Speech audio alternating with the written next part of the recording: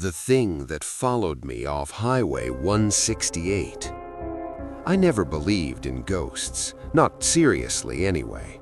I grew up in California, spent most of my life around Fresno, and like a lot of people here, I've driven more empty highways at night than I can count. Long stretches of road, desert wind, nothing but radio static and headlights. You get used to the loneliness, you don't imagine things. Or at least, I didn't think I did until the night something followed me off Highway 168.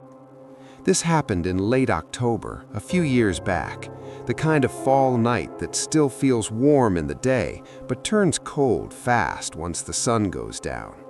I had been working late on a construction job near Huntington Lake, up in the Sierra National Forest. We were behind schedule, and I volunteered to stay late and finish some measurements. By the time I packed up, it was just after 11 p.m. Most people don't realize how isolated parts of California can be. Once you leave the cities, it's forests, mountains, and roads that seem to go nowhere. Highway 168 at night feels like it was abandoned decades ago. No streetlights, no cell service, just trees pressing in from both sides like they're listening. About 20 minutes into the drive, I noticed the fog. It wasn't thick at first, just low, patchy clouds drifting across the road. I slowed down, flipped on my brights, and kept going. That's when I saw the first reflector ahead, glowing white in the darkness. At first, I thought it was a road sign or a broken marker. Then, it moved. It wasn't fast. It didn't run. It drifted sideways, slowly crossing from the right shoulder towards the center of the road. My headlights caught it fully, and my stomach dropped. It was a person. At least, it looked like one. Tall, thin, wearing what looked like an old coat, hanging wrong on the body, like it didn't quite fit. The face was turned away from me, but I could see the shape of a head, pale against the darkness. I slammed the brakes, tires screeching, heart pounding so hard I could feel it in my throat. The figure stopped in the middle of the road. I leaned forward, gripping the steering wheel. "Hey!" I shouted through the windshield, even though I knew they couldn't hear me. The figure didn't move. I flashed my headlights, still nothing. Then, very slowly, it turned its head toward me. There was no face. I don't mean it was blurry or shadowed. I mean, there was nothing there, just smooth, pale skin where eyes and a mouth should be, like a mannequin head stretched over something that wasn't human. I hit the gas. The truck lurched forward, swerving slightly as I passed straight through where the figure stood. I braced for the impact, the sound of a body hitting metal. Nothing happened. I checked my mirrors immediately. The road behind me was empty. I told myself it was stress, fog, fatigue, my mind filling in gaps. I laughed out loud, shaky and forced, just to hear a human sound, but my hands wouldn't stop trembling. That should have been the end of it. It wasn't. About 5 minutes later, the radio crackled. At first, it was just static, then a low hum, like someone breathing into a microphone. I reached over and turned the volume down.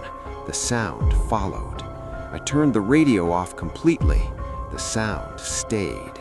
It was inside the truck now, soft, wet breathing, coming from the back seat. I didn't look. I couldn't. Every instinct I had told me that if I turned around, something would be there that I couldn't unsee. I drove faster, my eyes locked on the road, every muscle in my body tight. Then I felt it. A pressure. Not a hand, not exactly. More like the weight of someone leaning forward from the back seat, hovering inches from the back of my neck. The air grew cold, so cold it raised goosebumps on my arms. And then it whispered my name. Not shouted, not hissed. Spoken gently, familiar. I don't remember screaming, but my throat hurt afterwards, so I must have. I swerved, nearly losing control, tires hitting gravel as I fought to keep the truck on the road. I slammed my foot down harder, pushing the engine past where I normally would. That's when I saw the headlights behind me. They appeared suddenly, bright and close, like a car had pulled right up on my bumper without making a sound. Relief washed over me so hard I almost cried. Another person meant witnesses, proof, safety. I slowed slightly, hoping they'd pass. They didn't. The headlights stayed exactly the same distance behind me, matching my speed perfectly. I sped up, they followed. I slowed down, they stayed. I glanced in the rearview mirror. There was no car, just headlights, floating in the darkness, too high off the ground, spaced wrong. And between them, reflected faintly in the glass, was the shape of a tall figure standing upright in the road, standing on nothing. The whisper came again, closer now. "Don't leave."